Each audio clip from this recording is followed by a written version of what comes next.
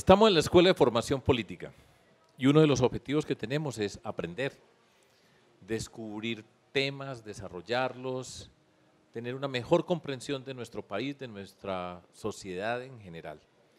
Y hoy tengo a un invitado muy especial, se llama Jorge Orlando Melo.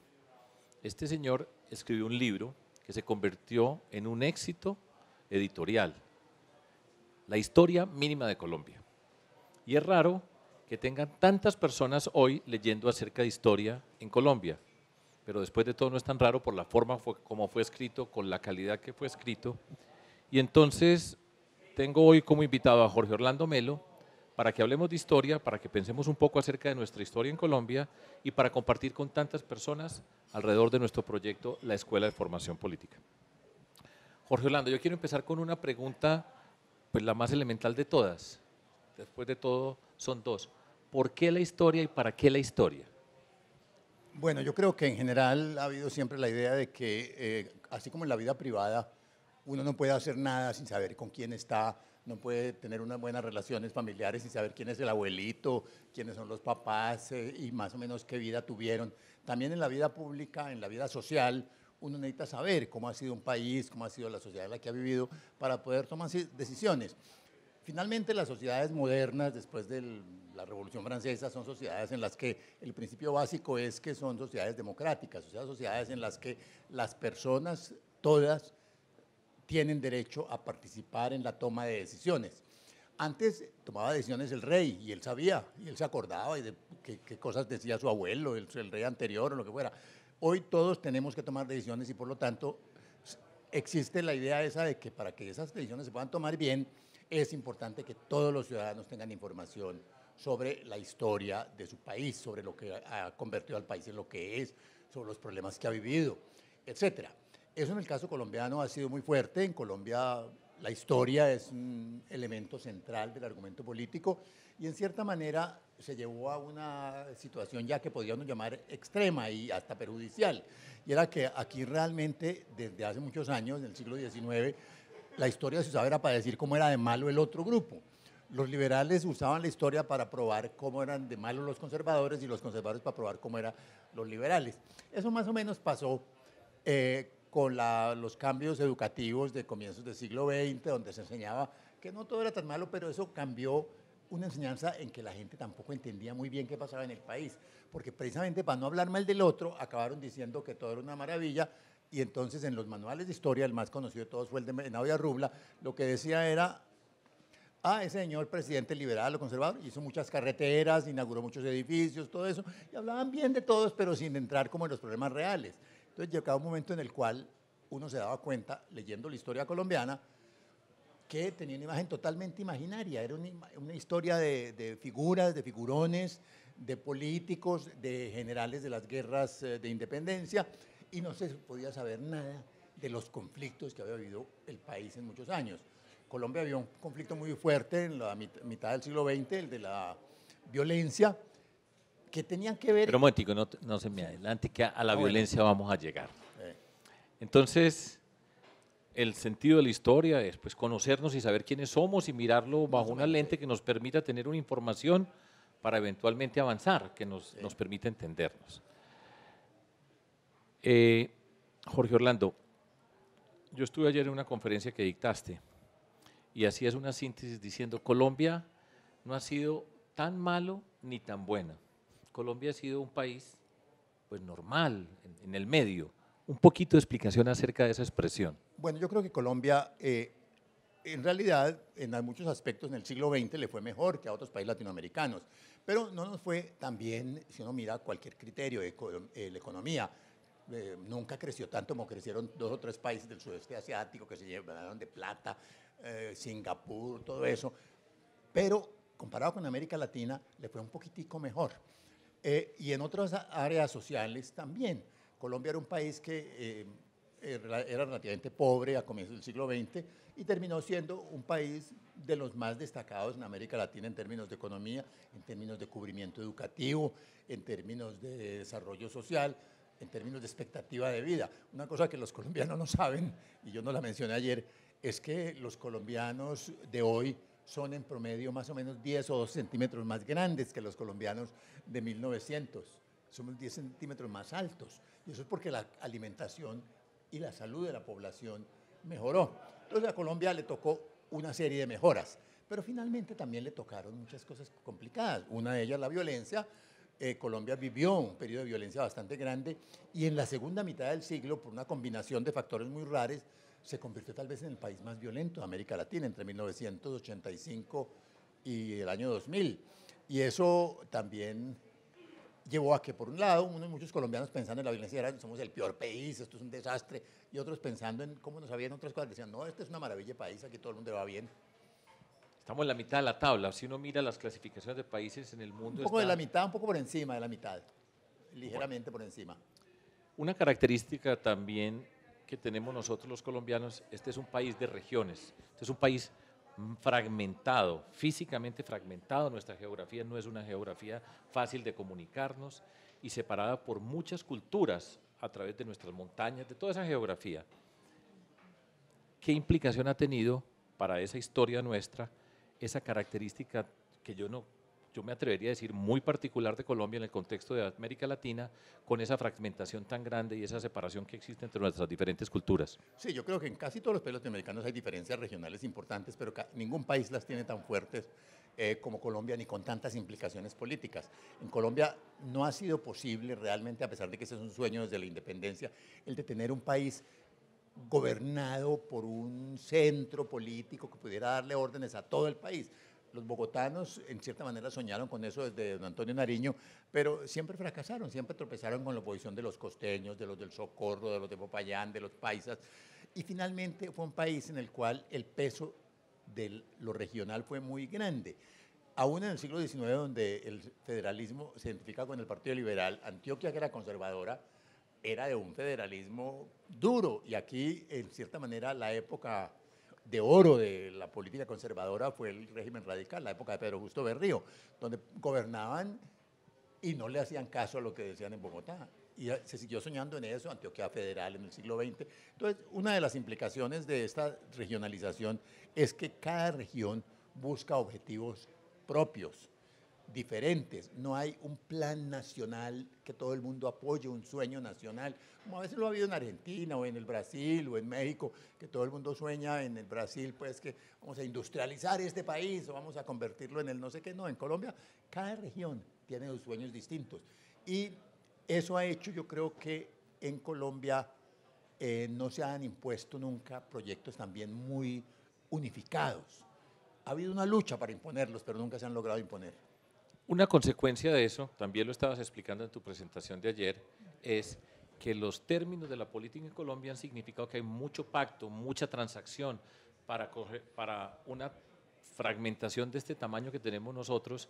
Ha habido que negociar en muchas instancias, son pequeñas negociaciones y, entre otras, no ha habido un gran proyecto nacional. Nosotros no hemos tenido un gran proyecto de país que destaque a Colombia. ¿Es eso así?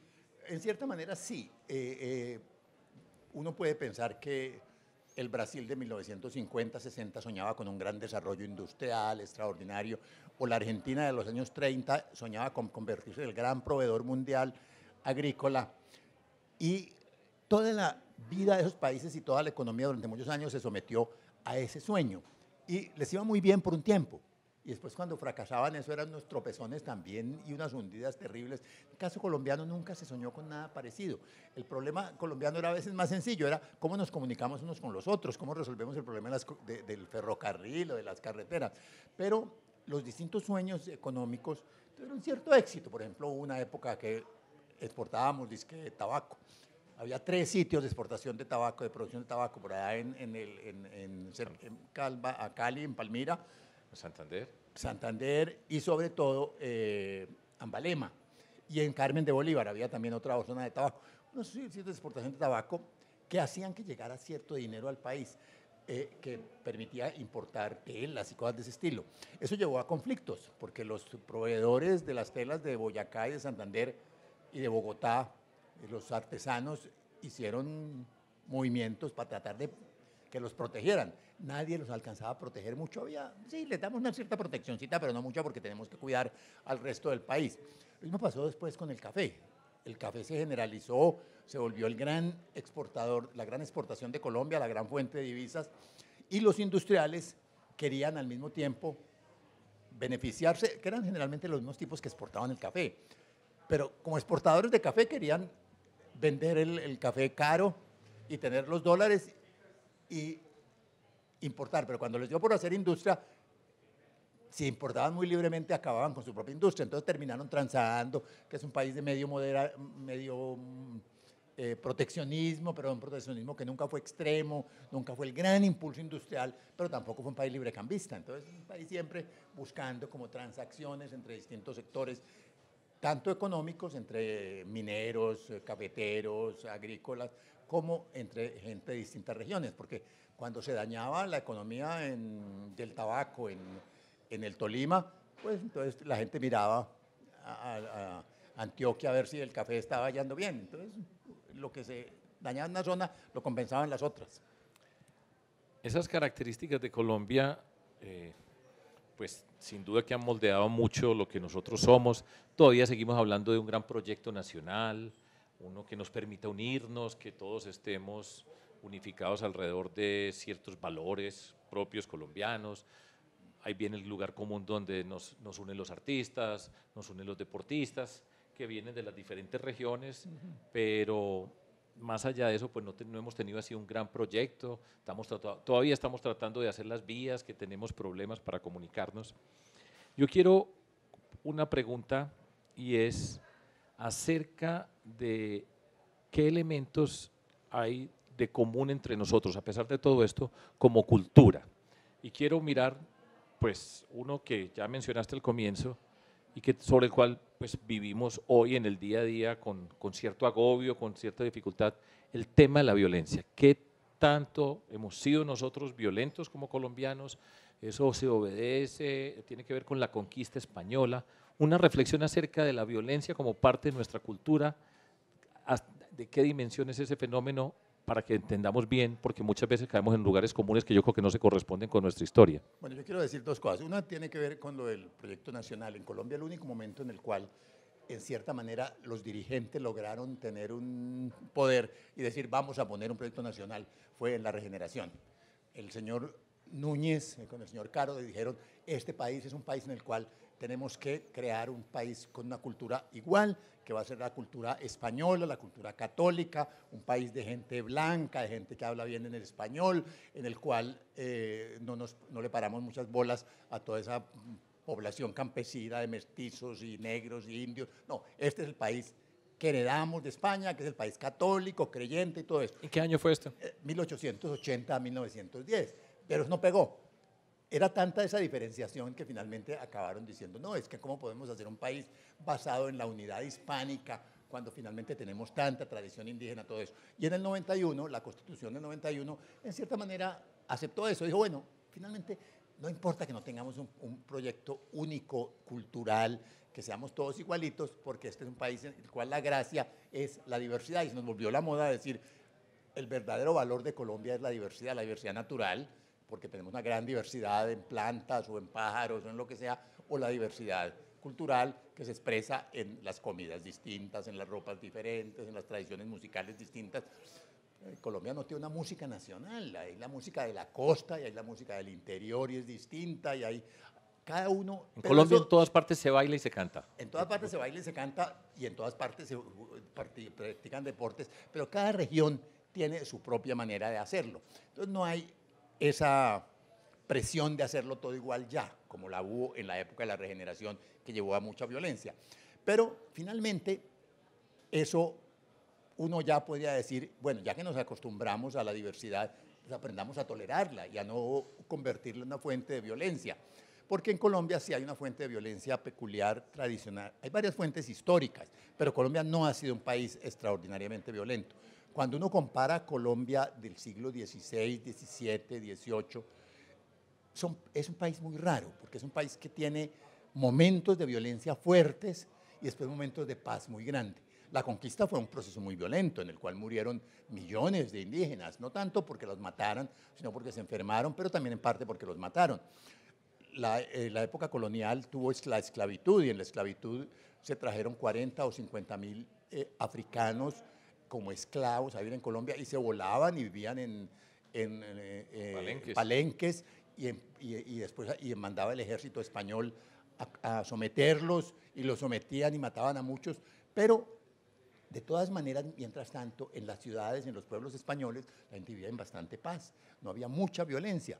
Hay una tesis de una historiadora antioqueña de Medellín, pues que trabaja en Medellín, que muestra que aquí entre 1750 y 1820, en 70 años, hubo 40 homicidios en la región de Antioquia.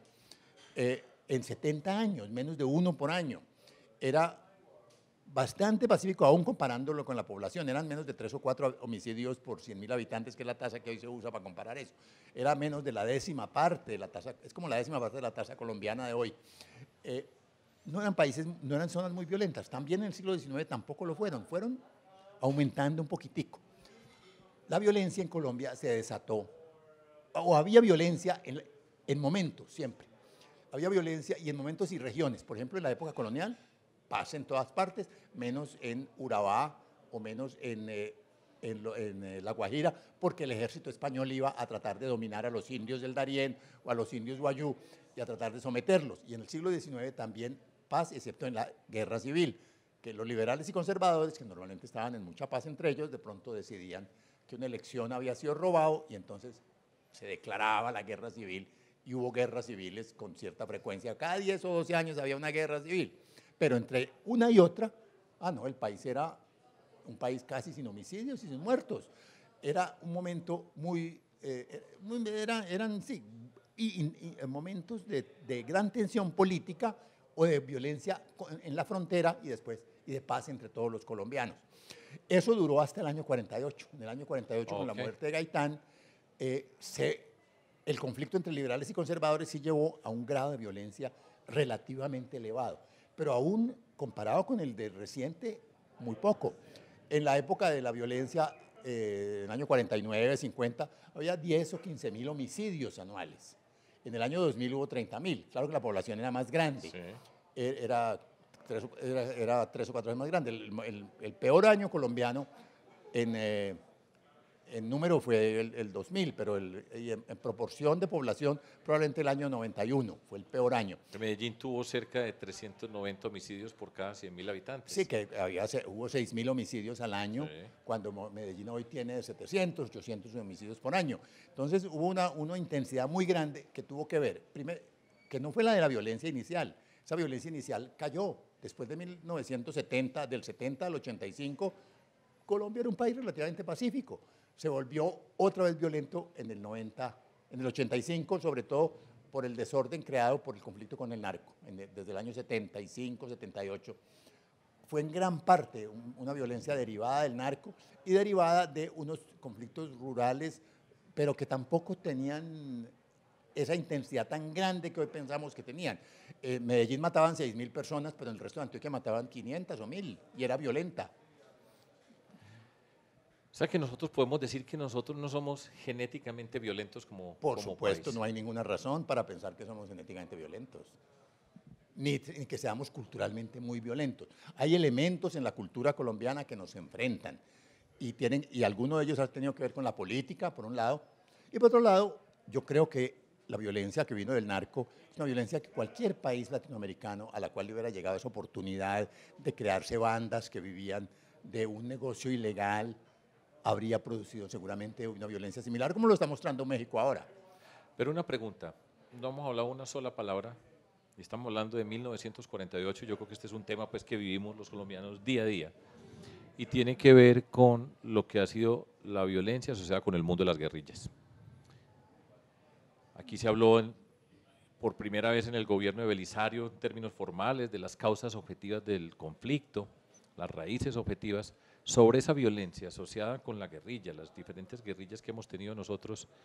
Sabemos que se junta con el narcotráfico, pero allá en esa violencia, ¿cuál es tu mirada? Bueno, mi mirada es que finalmente el argumento de las causas objetivas es un argumento que tiene una validez parcial. Es decir, realmente esas causas existen en Colombia. Hay desigualdad social, hay pobreza, todo eso, pero había pobreza también en el Ecuador y en Perú y en México, a veces incluso más grande que Colombia. Había más causas objetivas, sin embargo, allá no hubo una guerrilla tan fuerte como en el caso colombiano. De modo que aquí hubo en los años 40, 50, 50, 60, surgieron unas guerrillas en parte aprovechando unas situaciones objetivas de desigualdad, de pobreza, que le daban algún tipo de alimentación, pero sobre todo influidas por una convicción ideológica, por gente que llegó a la conclusión de que la única manera de lograr una sociedad justa era mediante la violencia. Hay una cosa muy curiosa, en 1929 hubo un congreso en Buenos Aires, y los delegados colombianos dijeron, es que Colombia es un país en el cual no nos dejan protestar, donde la única manera en que podemos imponernos es por las armas, eran los delegados del Partido Comunista. Y los tipos del Congreso, que eran todos comunistas, decían, pero ¿cómo así si nosotros los vemos a ustedes todos en los cafés de Bogotá conversando? Es lo mismo que nos persiguen aquí, como que a ustedes son los que más persiguen. Y los colombianos decían, no, es que a nosotros nos persiguen y por eso tenemos que hacer violencia. Y realmente en Colombia se creó esa convicción tan fuerte en la guerrilla de que la única manera de lograr avances sociales era por la violencia. Y coincidió con la Revolución Cubana. Y de ahí para adelante comenzó esa guerrilla muy débil, una guerrilla que nunca tuvo un apoyo social importante, pero que cuando surgió el narcotráfico en Colombia, en otros países latinoamericanos también hubo guerrillas, las hubo en Perú, las hubo en el Ecuador, en Venezuela, todas se acabaron. En Colombia no se acabaron y yo creo que en parte por una razón, porque se aceptó mucho el argumento de que había unas razones objetivas para hacer guerrilla, pero por otro lado, porque el narco alimentó y le dio fuerza a esa guerrilla para revivir muy duro a partir de 1980, cuando empezaron a utilizar todas esas técnicas de cuidar las zonas de cultivo de la coca y a coger dólares, a coger el gramaje y con esa plata comprar armas y a reclutar más gente. Y la guerrilla colombiana no es una guerrilla formada por gente que viene de las luchas sociales urbanas. Es en gran parte la de los últimos 20 años, que fue la época de la violencia dura, formada por gente que fue reclutada en el campo porque había desempleo y porque los guerrilleros tenían plata para contratarlos. Hablemos un poco de cultura, en el siguiente sentido. Uno de los temas sobre los cuales hay más discusión hoy en Colombia, de hecho es un fenómeno latinoamericano, tiene que ver con la corrupción. La forma como nos relacionamos con las normas, con la autoridad. Podemos decir nosotros que eso es una herencia de lo que fue la conquista y la colonia española y que entonces esa corrupción, esa forma de relacionarnos la tenemos genéticamente incorporada.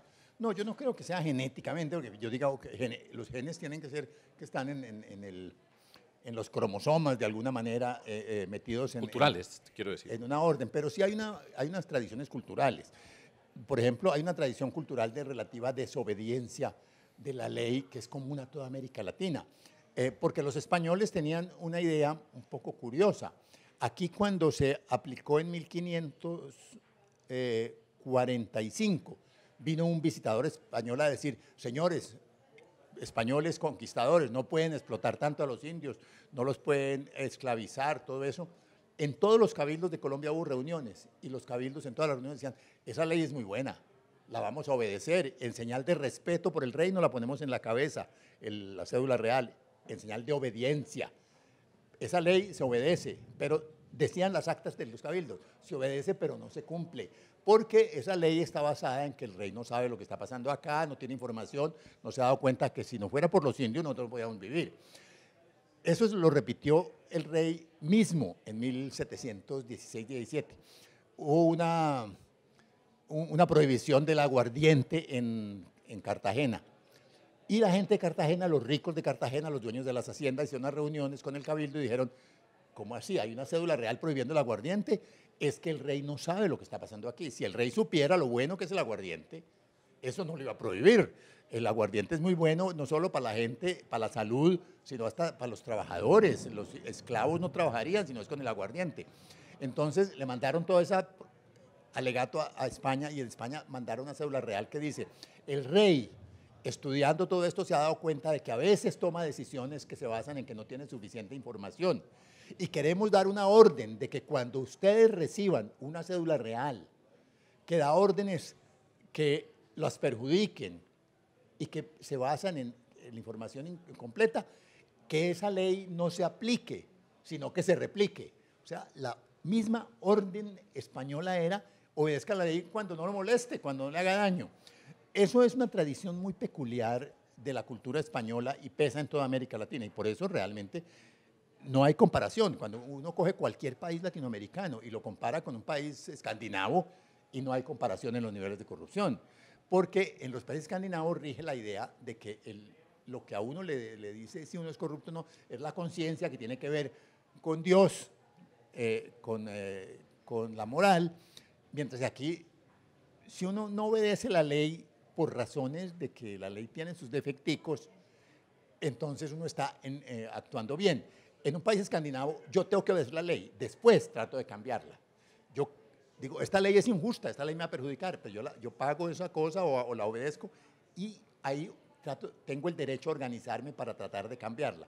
Aquí un poco la tradición española es, yo primero no obedezco la ley injusta y después también tratamos de cambiarla.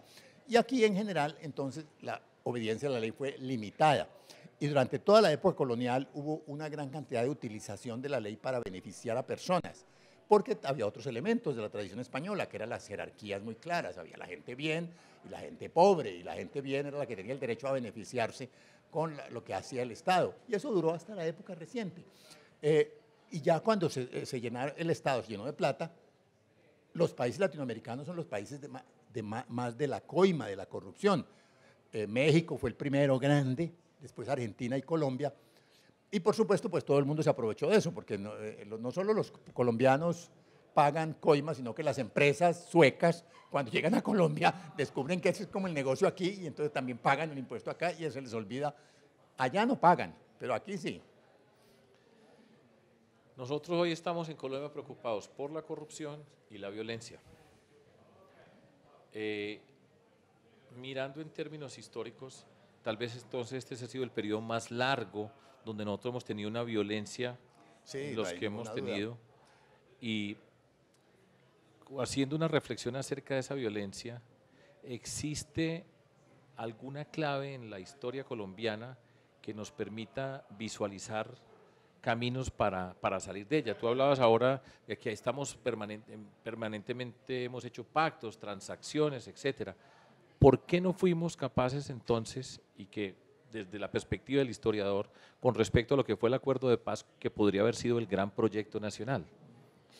Sí, ¿Qué explicación le puedes dar a eso? Bueno, yo creo que en general el asunto fue que la violencia en Colombia se hizo a nombre de ideales políticos que no eran compartidos, que la mitad de la población o más estaba en contra y otra a favor. Entonces, cuando alguien decía, no, es que hay que acabar con la guerrilla, había unos que decían, sí, hay que aplicarle la ley, hay que meterlos a la cárcel, hay que hacerles procesos. Pero otra mitad decía, esperar a que les hagan procesos, eso nunca, contratemos unos tipos que les den bala. Y Colombia pagó a los paramilitares para enfrentar a la guerrilla. Y al mismo tiempo la guerrilla hacía lo mismo con los propietarios. La guerrilla secuestraba, daba órdenes de asesinar a muchos de los empresarios, y eso llevó a una contraposición muy fuerte que hizo que el Estado no mantuviera la neutralidad. En Colombia el Estado tomó partido en muchas direcciones. Y sabemos que desde la época del 78, por ejemplo, pero eso ocurría desde antes, el ejército colombiano violó continuamente las reglas legales para perseguir a la subversión. Porque por la tradición española muchas veces no se cumplían las leyes. Agarraban a un guerrillero y se le arreglaba un poco la cosa y finalmente el tipo salía libre y la víctima decía, ¿cómo así? La justicia aquí no se aplica, entonces yo voy a contratar a un matón para que mate a ese guerrillero. Y así ocurrió desde los años 50. Entonces en Colombia la acción del Estado de represión de la violencia fue una acción muchas veces ilegal y que creaba nueva forma de violencia, porque la manera de reprimir era aplicando formas ilegales de violencia que daban un argumento nuevo a la guerrilla para decir, mire, pero es que a nosotros no es que nos metan a la cárcel, es que lo que hace el gobierno cuando está en desacuerdo con nosotros es contratar a unos tipos que vienen y nos echan bala. Entonces había un poco la sensación de que eso estaba por fuera de la norma legal. Y yo creo que ese es un factor colombiano muy fuerte, que el enfrentamiento violento fue un enfrentamiento que se salió de toda posibilidad de control. Las negociaciones yo creo que fueron extraordinarias por eso. El gran aporte de Betancourt, que fue un poco crear como la sensación de que podemos salir de esto negociando, fue buscar la manera de que de común acuerdo saliéramos de la violencia y superáramos esa cosa de que unos decían que la violencia de ellos estaba justificada y la del otro no, y lo otro exactamente lo contrario. Ninguna estaba justificada, que todo el mundo dijera ninguna está justificada. Esto se trató de decir en el pacto del año 16, pero de alguna manera ya estábamos también bastante marcados por la idea de que uno no podía darle, que la compartía mucha gente, no se podía hacerle el favor a los guerrilleros de darles unas amnistías y unas ventajas cuando estaban entregando, porque ya habían sido criminales. Y yo creo que ese afán de retaliación, de cobrarla, dañó una oportunidad extraordinaria en Colombia de haber establecido la paz. Sin embargo, pienso que después de estos 50 años de violencia, la guerrilla ya perdió toda posibilidad de argumentar que se justifica lo que está haciendo. Ya nadie sueña. No es que vamos a tener un país bolchevique, un país igualitario, un país comunista, y eso lo vamos a luchar todos porque esa es la justicia. En Colombia yo creo que no hay 1% de la población que piense que esa es una buena propuesta. Pero entonces, nos tomó 30 años después de la caída del muro de Berlín de entender esto. Por eso, nos tomó 30 años y nos tomó mucha violencia, pero ya yo creo que aún sin el acuerdo de paz, que habría sido una solución extraordinaria, aún sin el acuerdo de paz, vamos a seguir bajando y vamos a lograr finalmente una paz política. ¿Algún periodo de la historia que tenga mayor similitud con lo que estamos viviendo ahora? Bueno, yo creo que el periodo posterior a la guerra de los 1000 días fue un poco similar y llevó a un acuerdo, que fue que esa guerra civil era porque los liberales y los conservadores no se respetaban los resultados electorales. Y el que perdía, perdía todo. Si yo ganaba como conservador, no había ni un solo liberal en el Congreso. De 1886 a 1903 no hubo sino un senador liberal, como en 15 años, en 20 años. Y en 1910 los liberales y conservadores de ciertos sectores, no tanto los políticos, más a veces los empresarios, dijeron no, tenemos que ponernos de acuerdo, tenemos que respetar los derechos de la minoría, tenemos que darle representación a todo el mundo. Y salió una ley de representación de las minorías, la de 1910, una constitución, la representada por el llamado republicanismo, que le dio a Colombia 40 años de paz. Porque el problema real era ese, las elecciones ilegales, elecciones trucadas, y eso más o menos se resolvió, pero no del todo, porque fue también una solución un poco a medias, y volvió a revivir en el 48. Un tema que no se me puede olvidar para darle esta mirada histórica, que tiene que ver mucho con la violencia en Colombia y lo que nos está pasando hoy es, en Colombia nunca tuvimos realmente una reforma agraria. Comparado con otros países que resolvieron el tema agrario de una forma u otra, nosotros nunca lo hemos resuelto. Después de aquí todavía estamos con la necesidad de entender quiénes son los dueños de las tierras, a quién pertenece, etcétera. ¿Por qué en Colombia nosotros no hemos sido capaces de dar la respuesta o no fuimos capaces de dar una respuesta a ese tema? Es muy difícil saber por qué, porque también uno mira qué pasó en América Latina y las soluciones son muy similares o a veces menos buenas que las que hubiéramos querido en Colombia. Por ejemplo, uno compara con Argentina. En Argentina no hay problema de campesinos explotados y todo, porque no hay campesinos. Argentina tiene un índice de igualdad de la propiedad mucho más grande que Colombia, porque hay 10.000 personas cada una con 2.000 hectáreas. Entonces, en Colombia existen esas personas y existen 2 millones de pequeños campesinos. Si nosotros les expropiáramos a los pequeños campesinos y les quitáramos eso, tendríamos un índice de igualdad como el de la Argentina. Y aparentemente habríamos resuelto el problema. En muchas partes se resolvió concentrando la propiedad.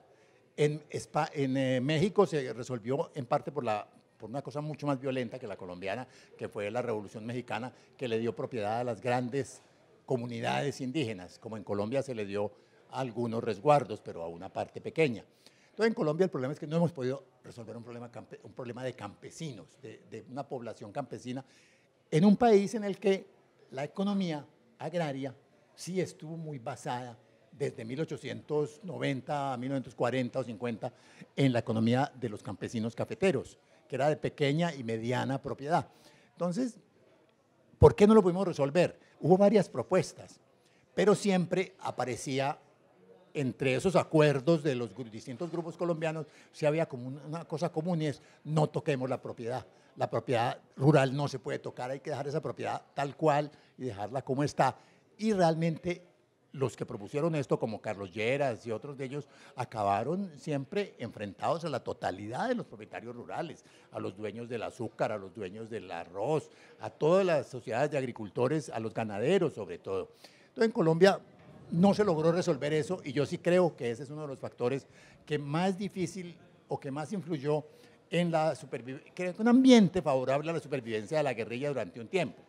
Ahora, yo creo que ya se acabó ese problema, es decir, que ya hoy por razones técnicas y de lo que sea, no va a haber tampoco una reforma agraria en Colombia, pero sí debería haber un gran esfuerzo por convertir a todos los pequeños campesinos en campesinos muy productivos y a veces podía haber sido hecho como se hizo, lo más curioso en Colombia, una reforma urbana que se hizo sin problemas. En Colombia una propuesta de reforma urbana con expropiaciones y todo, que todo el que tenía una casa arrendada podía volverse dueño de eso. Eso se aprobó en los años 70. Pero no, finalmente la manera como se hizo la reforma agraria en Colombia fue dándole la reforma urbana fue dándole plata a todos los que tenían casa arrendada como un subsidio de vivienda. Si aquí hubieran dado 100.000 subsidios para comprar finca a los campesinos, yo creo que probablemente habían resuelto el problema rural. Nosotros estamos en una escuela de formación política y uno de los propósitos que tenemos es invitar a muchas personas a que participen en política, darles sentido, dignidad a la política, a lo público, que está tan deteriorado, pues la asociación de político corrupto, y son muchas personas jóvenes a las que estamos invitando a hacer de la política una actividad que tiene todo el sentido. ¿Quiénes han sido políticos en la historia de Colombia? No, yo creo que en Colombia ha tenido una tradición de políticos notables, de políticos serios, pero que no han podido tampoco establecer un proyecto dominante.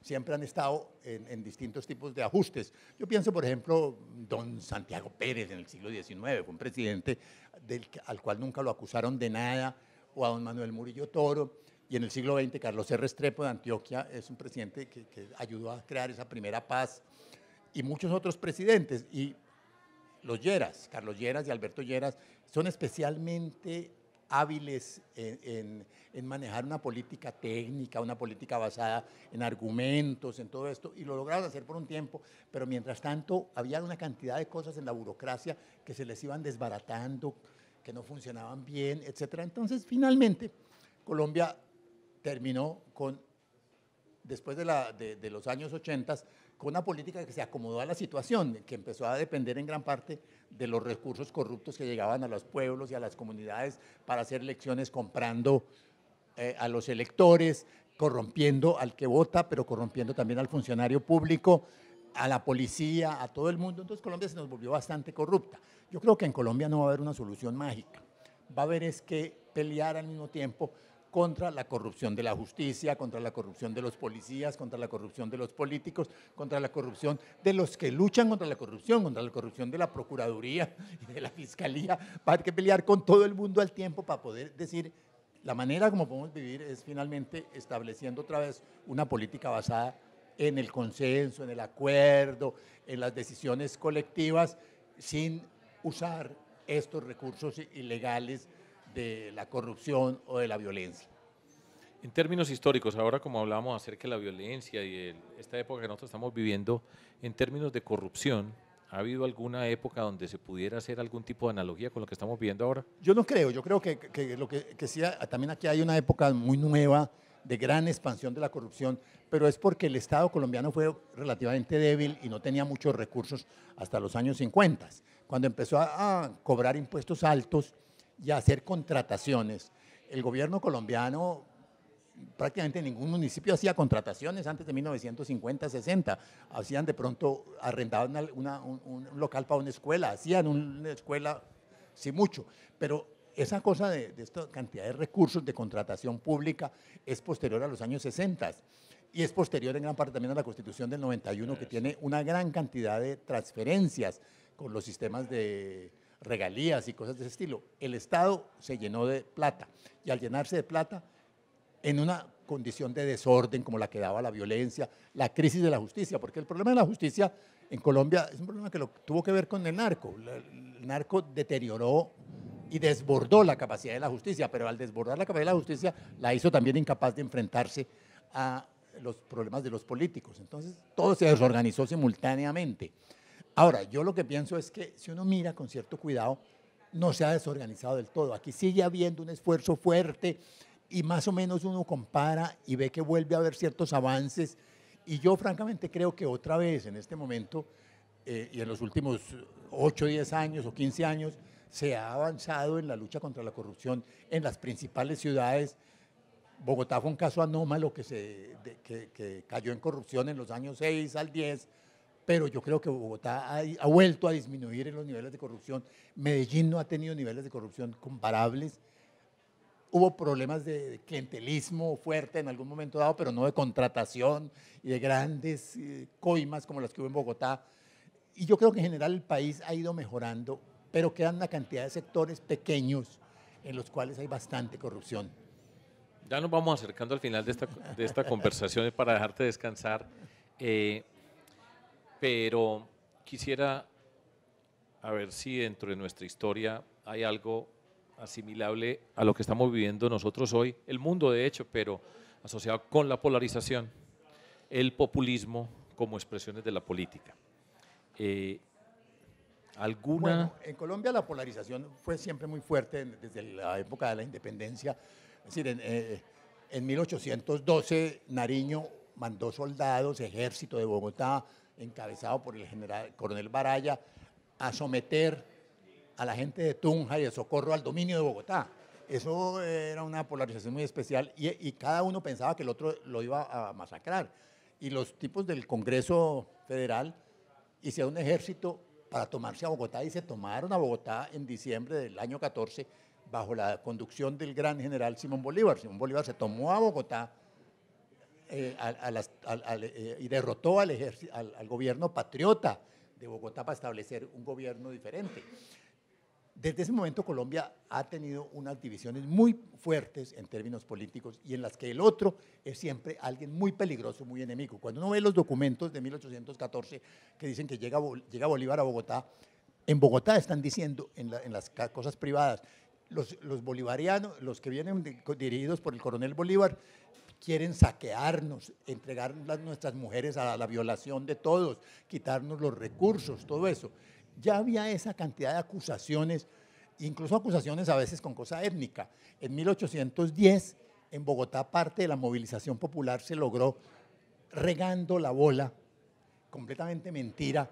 Fake news desde que había 300 negros a caballo en la sabana que ya venían a saquear a Bogotá.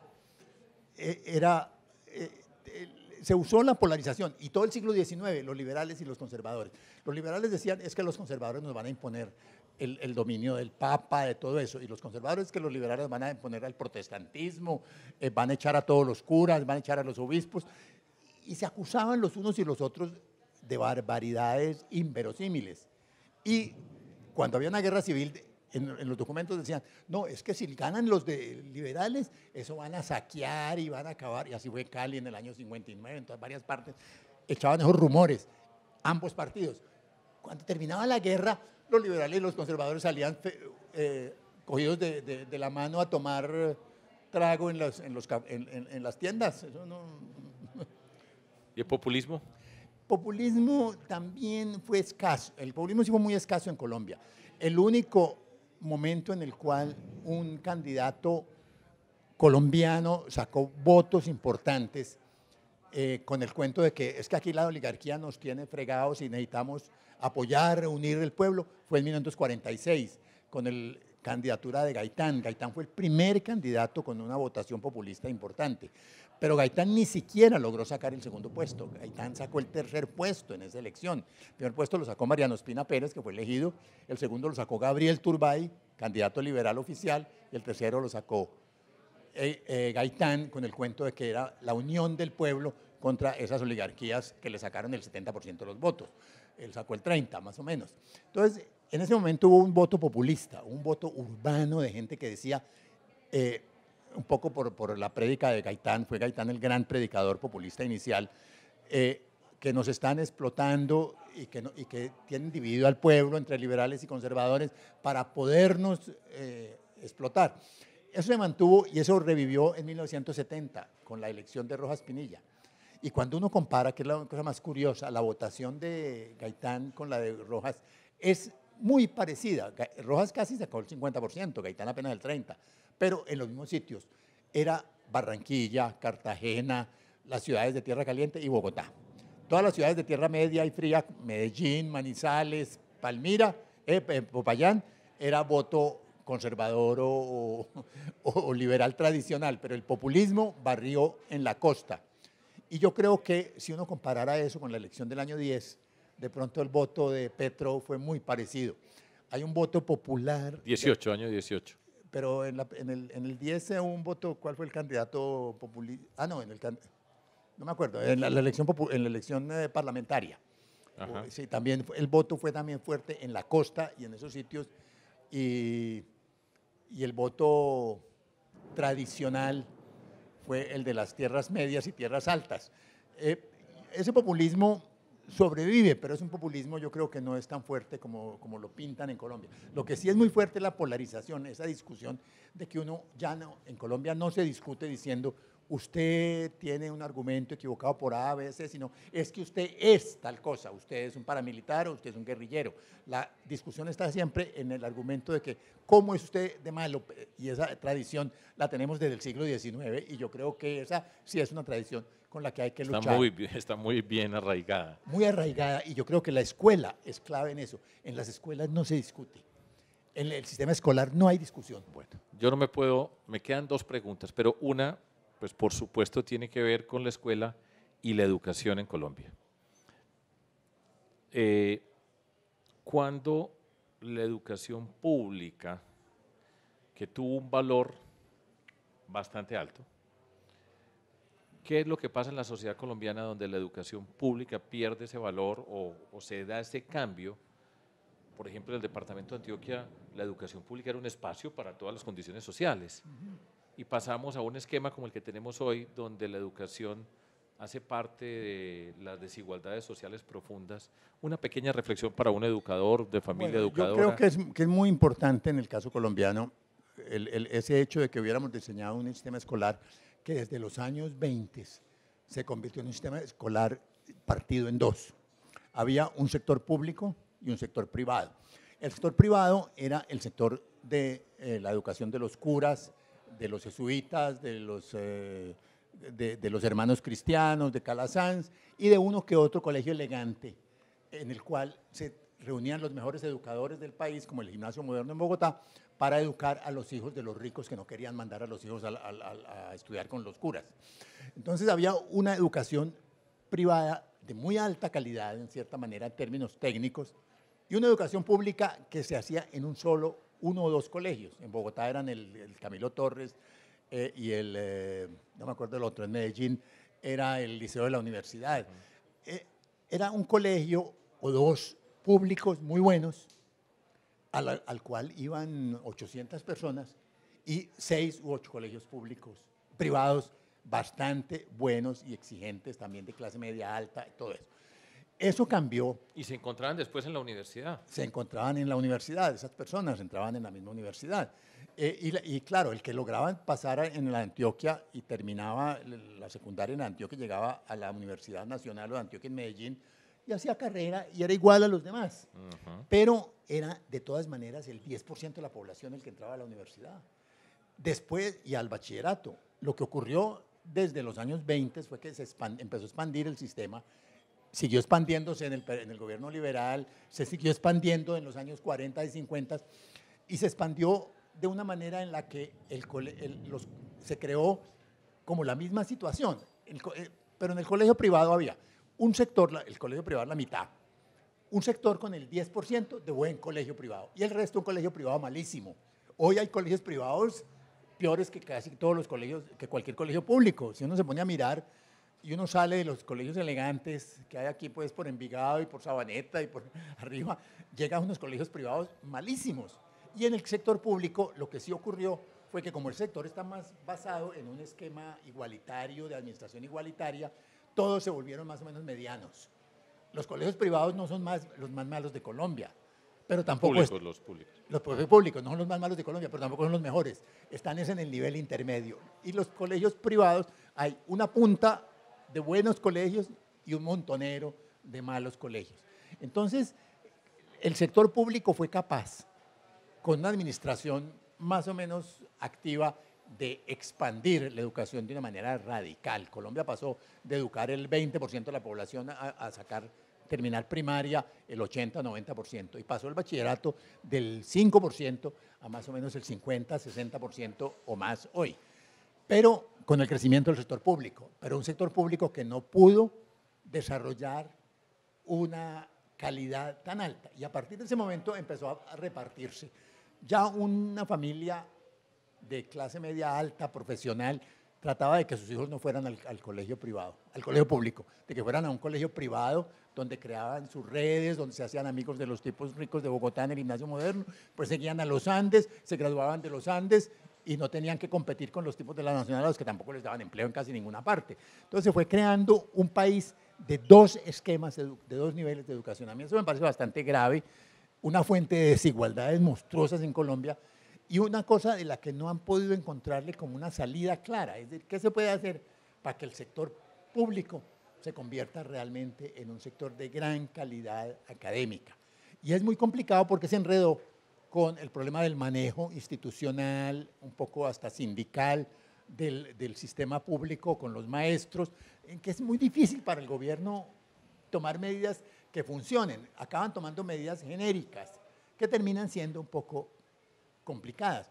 Entonces, cambios de programas, cambios de reglas sobre los textos escolares. El texto escolar desapareció del sector público, por ejemplo, en gran parte, que crean a la larga tantos problemas como los resuelven. Bueno, la última, o penúltima, pues para tener de pronto una ñapa. Estoy hablando con un historiador que escribió un libro que es un éxito en las ventas. Yo lo leí, se lo recomiendo que lo vean, lo lean, que se lee relativamente fácil. Está escrito en un lenguaje que permite disfrutar y entender muchas cosas de lo que somos nosotros. Se llama Historia Mínima de Colombia, Jorge Orlando Melo. Entonces le voy a preguntar al historiador que ha visto todo este tiempo, y hoy entonces pongamos un panorama bien atormentado de Colombia. Tenemos corrupción, tenemos violencia, tenemos polarización, tenemos populismo, desigualdades. Entonces, ¿qué va a pasar en los ojos de este historiador? ¿Qué perspectivas ves? Bueno, no, yo creo que vamos a seguir mejorando de a poquitos. No va a haber una gran mejora en este país a corto plazo, pero tenemos violencia, pero tenemos mucho menos violencia. Hoy tenemos la tercera parte de los homicidios que teníamos en el año 2000 y el país es más grande. Tenemos corrupción, pero yo creo que tenemos menos corrupción de la que teníamos hace 15 o 20 años. Tenemos polarización, esa sí es como, ha cogido una cierta energía, yo creo que por razones que tienen que ver con los políticos concretos, etcétera, y por el debilitamiento de los partidos políticos. Yo creo que es muy grave el hecho de que los partidos políticos dejaron de hacer propuestas al país, y son sociedades como para ver cómo elige uno un alcalde y cómo se reparte la platica en esa alcaldía, más que proyectos, no hay proyectos políticos. Entonces yo creo que el país está ante una situación un poco dramática, pero ha ido mejorando, y yo francamente creo que va a seguir mejorando en los próximos años, que si pensamos en el año 22, 23, vamos a tener un país menos violento. Probablemente va a ser muy similar lo de la corrupción, probablemente va a ser muy similar lo de la polarización en el lenguaje político, pero va a ser un país menos violento y va a ser un país con menos desigualdades y un poquitico más éxito en el sistema escolar, etcétera, aunque no mucho más. Este es un país que va a mejorar, pero un poquito. En resumen, es la Colombia de siempre. La Colombia de siempre, de a poquitos. Pues muchas gracias a Jorge Orlando Melo, a todos ustedes. queremos escuchar estas voces, aprender acerca de lo que somos nosotros, descubrir otras miradas, entendernos y participar en política. Esa es la invitación, a participar en política, a pensar, a dignificar la política.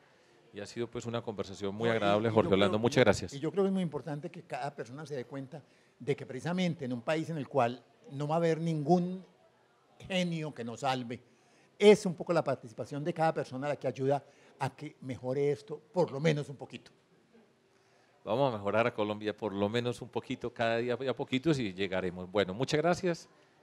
Ha sido un gusto compartir con Jorge Orlando Melo. Gracias a usted.